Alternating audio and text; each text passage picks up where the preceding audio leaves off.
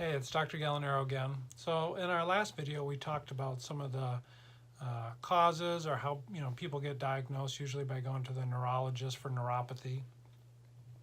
So as a functional health clinic and a clinic that looks at root cause, we look at how can we improve some of the possible root cause or triggers.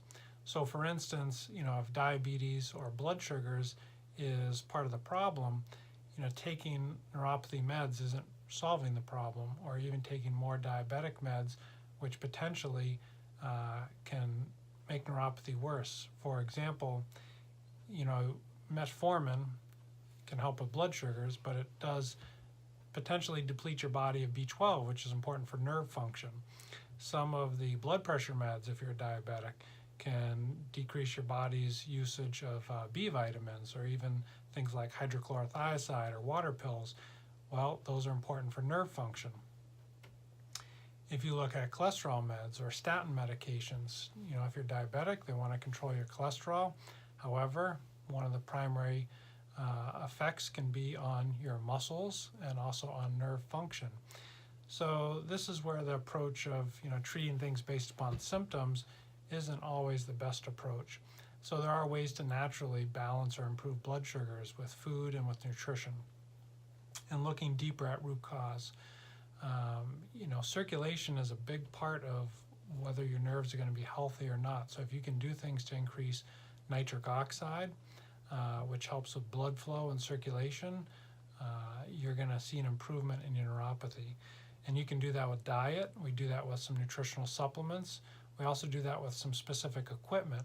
So there's equipment that's been out for literally 17 to 20 years, and it's a type of infrared therapy that increases nitric oxide production, increases microcirculation in the extremities, which can improve the symptoms and actually condition and reverse some of the damage that's been done with peripheral neuropathy.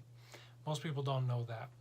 There's also some equipment out there we use called the Rebuilder, which can help with the pain patterns, the numbness, burning, tingling, and especially balance as well.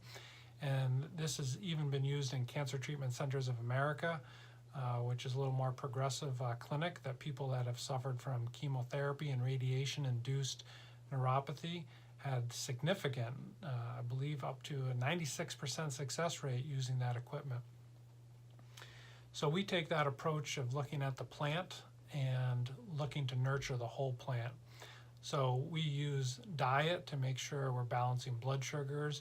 We're doing things to improve circulation and reduce inflammation in the body and reduce toxicity in the body. We look at certain supplements that will increase blood flow, circulation, reduce inflammation, and give the nerves the nutrition they need so they can heal.